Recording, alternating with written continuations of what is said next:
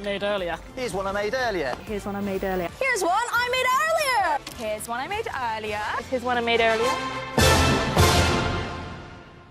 Hello, and welcome back to Here's One I Made Earlier. We've tried out a brand new system here with the microphone, so if I sound a lot louder, and that's excellent. The better the audio, the better the video. So, we're trying to make this YouTube channel more like a TV show, so let's crack on. Any suggestions of how I could turn it more into a TV show, that'd be greatly appreciated. Let me know in the comments section down below, either here on YouTube or here wherever you're watching this video. Any tips, tricks and opinions on how I can make this more TV show worthy rather than looking like a YouTube video. Today we're talking about my favourite Blue Peter presenters, or as I like to call it, my favourite presenters, because we're on a Blue Peter based YouTube channel, as you already know. I'm on about Blue Peter. Now if you see me looking to the side of me, I'm just making sure that we're still recording, because because I haven't got the camera fixed yet, so I have to look at the side of me, and it's a little bit jarry sometimes. I have to make sure that everything's alright, and I'm also looking to make sure that my audio is perfect, and I'm trying to make sure it's out of shot, because I think that looks better in the end. So, with Doctor Who, this is just a pre-example to help this video move on. With Doctor Who, I have a first, second and third favourite Doctors, and they are absolutely mandatory that they're in that order. So it's David Tennant as number 1, which is the 10th Doctor, Jon Pertwee as the 3rd Doctor, and I'm going to say Sylvester McCoy as my 3rd favourite. So, no one can argue with me on that, because that is my 3 list in that exact order. Now with the Blue Peter list, even though it's in an order, it's not exactly that order. It could be any order you like, but these are the ones I'm going to talk about, because when I'm writing the list, or when I was doing this, organising stuff for this video, I thought to myself, well, if I'm making a list, I might as well put it into in a sense of classic Blue Peter to recent Blue Peter. As in, one of the people classes as classic, but also classes as recent, because he only left not so long before the 60th anniversary in 2018. So you decide what you deem as classic Blue Peter. You decide. It's up to you. Hopefully no one ends up doing that, where if they add every episode ever to the iPlayer, they don't end up doing a classic, a thing what they do with Doctor Who, where it's like New Who and Classic Who is a separate thing. Hopefully that never happens, and hopefully they do add every episode that exists in the archive of Blue Peter on the BBC iPlayer. I would love that. So, let's start at number 1 and work our way down to number 5. No particular order, but due to, I think it will help the video, there is an order. So, number 1. Someone I recently interviewed on this channel exactly to start a brand new interview series. Here's one I interviewed earlier. It is the one and only, the amazing, the magical, the one, the only, Janet Ellis! Yes, Janet Ellis. Obviously, you might think, oh, Tom, that seems like a really obvious choice. We all love Janet Ellis. She's amazing. Yes, I know it seems like an obvious choice because she is incredible. But even though you have had presenters equally as amazing as her, before her and after her, you've got to admit that a lot of people were inspired and fell in love with Blue Peter with her, either just before her or with Janet Ellis itself, because Janet Ellis, I personally think that Janet Ellis is Blue Peter. You think of Blue Peter, you'll think of some of the others, which I won't mention just in case it might be on my list. But I think Janet has a way around it going, right, so this is what Blue Peter is, and she's like, I know what I'll do. I'll do the Channel 4 approach, and do something that you'll never see on any other channel. I'll do something alternative, and I'll do something incredible. And some of the challenges she did, and the way she did things was incredible, amazing, and just, it's inspiring, is what I'm going to say. I'm going to say the word inspiring a lot, because Blue Peter presenters are very good at inspiring people. These people are ambassadors for fun. These are ambassadors for trying new things. These are trying to get the audience involved. And Janet, being of a background of doing a selection of other things on TV beforehand, like Jigsaw, and later on doing Doctor Who, an episode of Doctor Who, shall we? A story of Doctor Who, sorry. It makes you think, well, she's not just this presenter, she's this amazing, like, jack of all trades, is the word I'm going to use. She's got skills, and they multiply. And I think the more when you reminisce, and the more you look at, and the more you sit back and go, oh, I remember when she did that. I remember when she did that. Oh, I remember when she did that. And it helps to say, oh, that's incredible. I think why I like Janet Ellis as a presenter, and as a person, because some of this might be biased based on the person they are, only time will tell on that one. I think that she for me, she screams Blue Peter. She didn't actually scream the word Blue Peter. She goes like, ah, Blue Peter! She didn't do that. You think of Blue Peter, you think Janet Ellis as being one of the most famous Blue Peter presenters of all time. And that's correct. Even though there's others that technically class as the longest running male Blue Peter presenter that might be on this list somewhere. I'll explain more of that in a bit.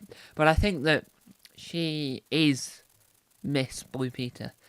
If they had one of those Miss Universe competitions, whatever they're called, I think it's called Miss Universe, she'll be Miss Blue Peter of all time. She's incredible.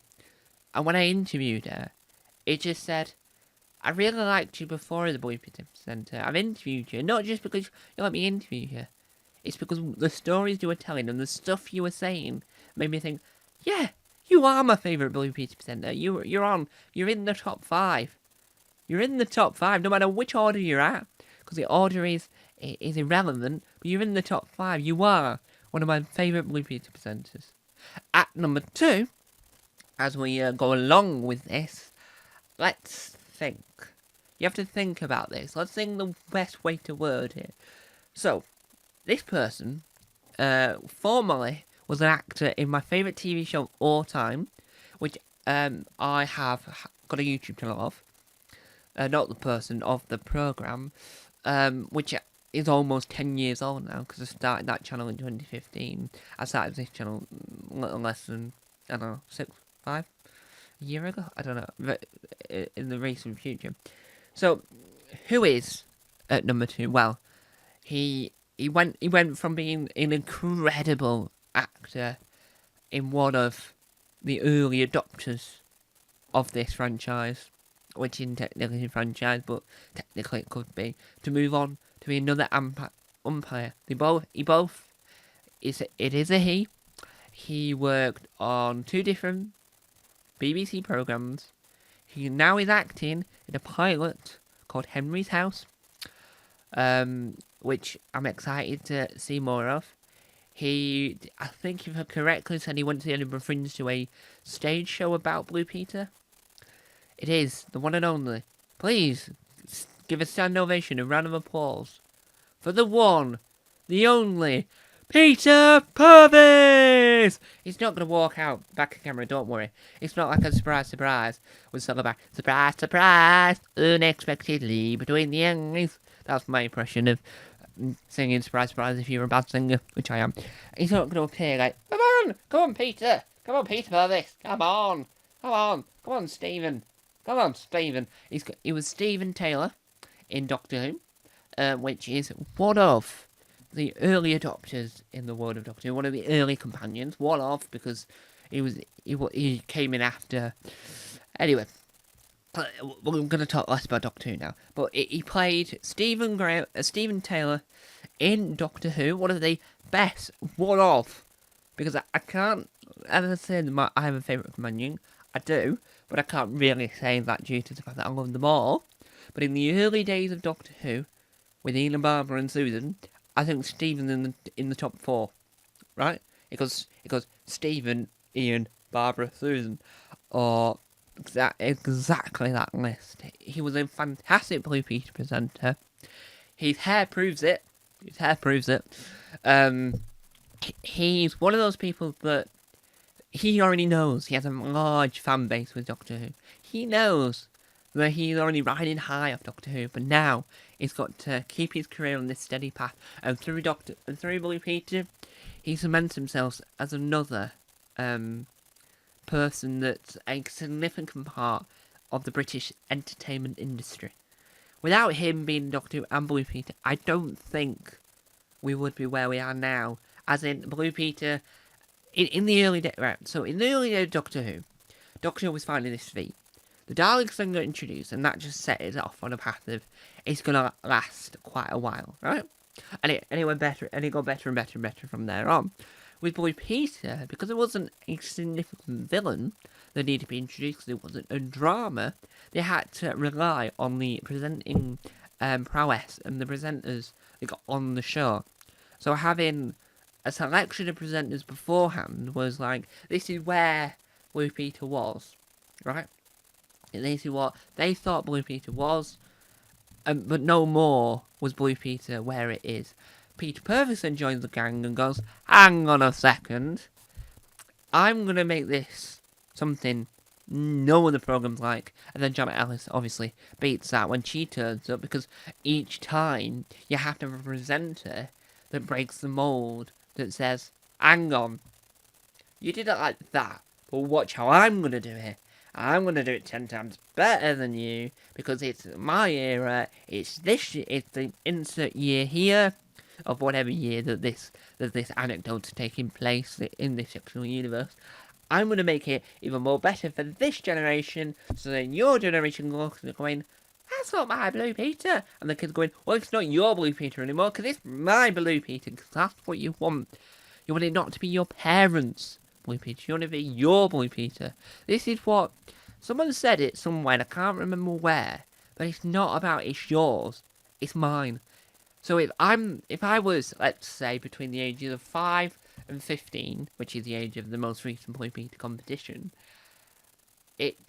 my parents are sat there watching this program. Imagine me as a 5-year-old, let's say. No, 10. Let's go with 10. So I'm sat there as 10-year-old. The parents are watching with, because parents want to see how Blue Peter's getting on. And one of the dad goes, that's not my, this is an impression of a father. That's not my, with an odd voice, might add. That's not my Blue Peter. And then I go as a child, with a squeaky voice. Oh, this is my impression of a squeaky voice. Oh no, father, it's not your Blue Peter anymore. This is my Blue Peter. It's for me, not for you. And that's what each presenter does. So Peter Purves made it for that child who is that parent, and Janet Ellis made it for that child.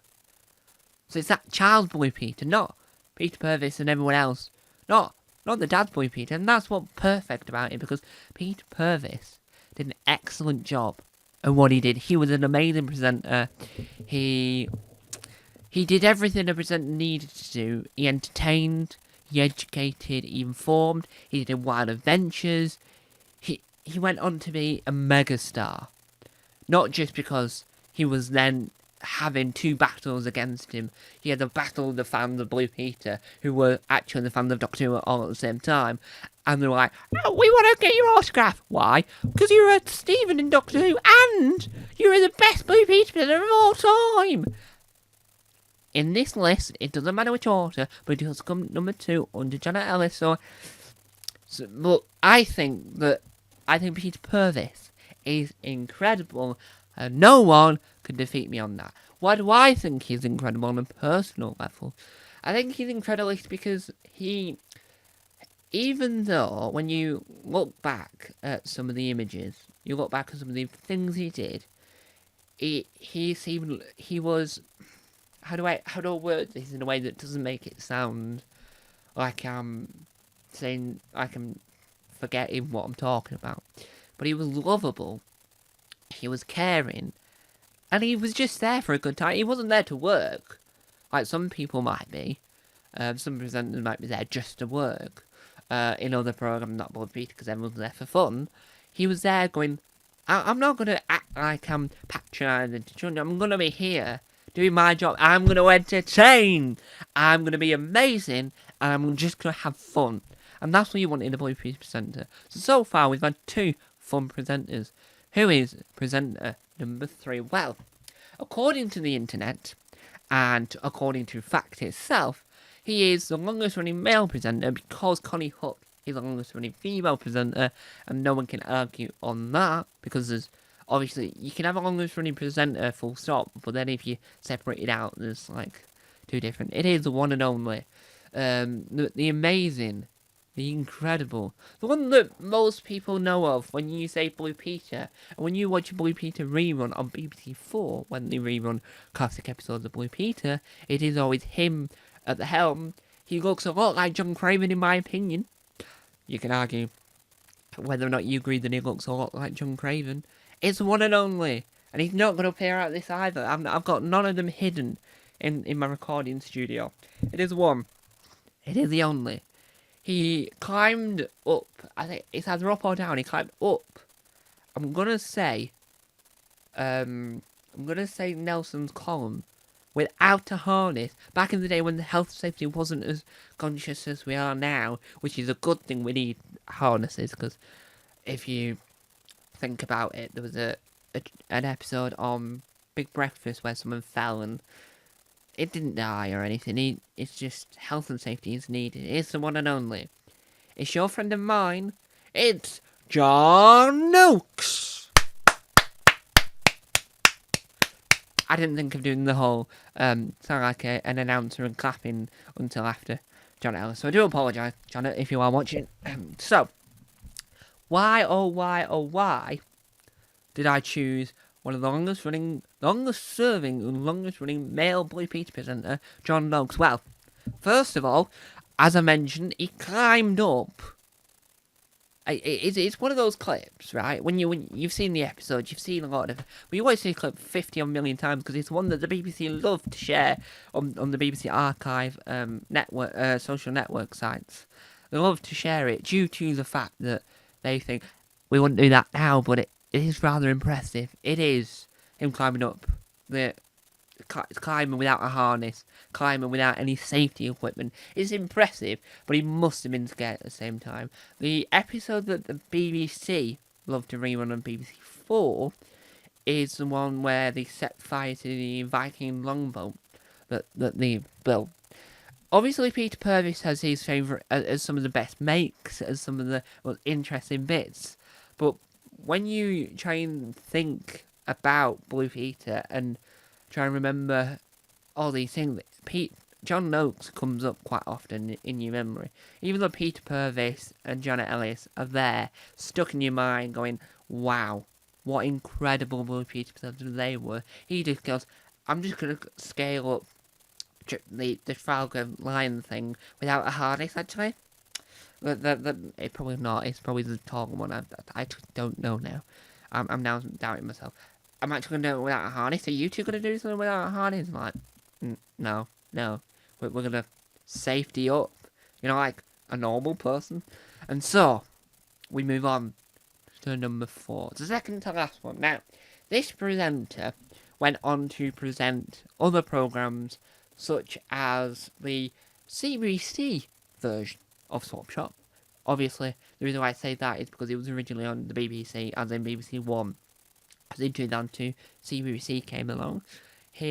What else had he done? He was in a sitcom based on him living with a puppet. The puppet was on another programme called Smile, which he was also a presenter of.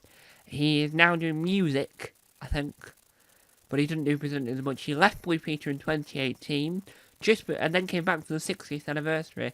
It's the one and only, someone I really want to interview. I want to interview them all, as sadly John Noakes is no longer with us. But the one and only, the amazing, the incredible Barney Harwood!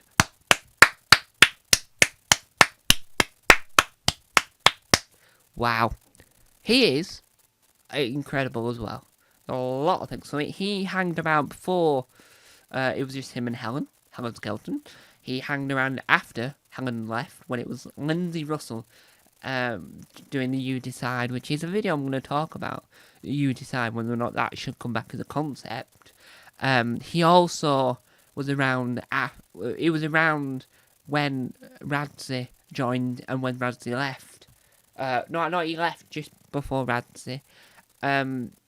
He's one of those people that he pioneered Blue Peter in his era. He was one of the last Blue Peter presenters, because it was him and Helen, were one of the last Blue Peter presenter to work at the BBC in London before he went to Salford. He was the one that helped launch the Blue Peter in Salford. He helped launch what is now become the Blue Peter everyone knows and loves. He said goodbye to the past and hello to the future in one of the most best things ever. He did a race. The very first episode, he did a race from London to Salford who can get there fastest. And it's a memory that sticks in your head when you watch that. And a lot of these things happened. And it was incredible. It had your highs. It had your lows. But what really, really, really impresses me of all this was that without him at the helm in Salford, it wouldn't be where it is now. Because it was an experiment to see whether or not Blue Peter could work in this new environment. And it does. And Barney just never seemed to let that go, which was perfect. It did have one of the most memorable versions of the intros, because I think, if I remember rightly, he's the only one to appear in it when he began that version of the intro where he's on that piano. It's like on the piano. I think he was the only one. That era was the first version to have people in it, but I could be wrong on that one. So if I'm wrong on that, let me know in the comment section down below, or whether if you're watching this on YouTube or wherever there is a comment section and you can comment the fact just to alter me fact. And so there we have it. Now we come to presenter number 5. Now this is only the second Blue Peter I've ever interviewed, but I interviewed this person before. I interviewed Janet Ellis. The interview never made it to this channel due to the fact that when I first created this channel, there was an issue with it, so I deleted it and never created it again. And then after I did the interview with this person, I created the channel again. Highlights may appear on this channel if there's a bit in the interview that's relevant to a video topic I want to talk about. I did it for Tom Mason does an interview with. They were one of the pioneers. She was one of the pioneers in helping launch the book badge, the brand new badge that I think will encourage more young people to read, because that's one of the key elements, is what a lot of some people in the industry, some people in the industry are trying to do. She's also the first ever wheelchair user as a presenter, which means that when you there is one moment before I announce who it is. There is one moment that made me go where Abby where she needed to appear really quickly to say something. So she's wheeling really, really, really, really fast, and then she hits bump, but you just see her just casually, and then just continue. She's an I think ex wheelchair racer or current wheelchair racer. I'm not too sure on that one. I already accidentally said the name previously. She is one of the first Blue Peter presenters of this current team to appear on the TV show Would I Lie to You. It's the one and only Abby Cook! Yes, there we go, Abby Cook. Now, recently, as of yesterday, because the day's Saturday, the 7th of September 2024, and yesterday was the 6th, she did one of the most interesting things that she's done so far, even though the book badge is incredible and it's a good tool to help young people read it. I think they talked about the brand new Blue Peter competition, right? And she got it into this plane, but it's more of a hover, it's a glider, that's what it's called, and I wouldn't have got in it, personally, due to the fact there's no engine. And I'm lacking of trustworthy in it. I could see from when it was flying in the air, this is my demonstration, yeah, it did have a string attached, so that if it did crash, it crashed more safely. But she was in it, she was scared at the beginning, but she went again and again and again. And I think that's showing that even if you are worried about something, you can just do it. And I think that all Blue Peter presenters inspire generations in their own way. And I think it's Abby's turn to help inspire. So it's Sheenie and Joel, but in this sense of talking about very beauty presenters, I think Abby's trying to say, if I can do this, anyone can do this. And I think that's what Barney Howard was saying, and that's what Pete Purvis was saying, that's what John Noakes was saying, and that's what Janet Ellis was saying. But John Noakes was saying, if I can do this, you can do this, but I would rather you do it safer than me. That's what John Noakes was trying to get out of it. And I think that it helps to represent areas. So Blue Peter is all about not just being, oh, it's only this person can do it. It's showing that everyone can do it. So that makes it easy because everyone can do it that way. The challenges are difficult because it shows that even though this person has their own challenges themselves, anyone can do it if they can achieve it. So each person, in general, just as a general rule of thumb, everyone in the universe has their own challenges. Some things that they can't do, right?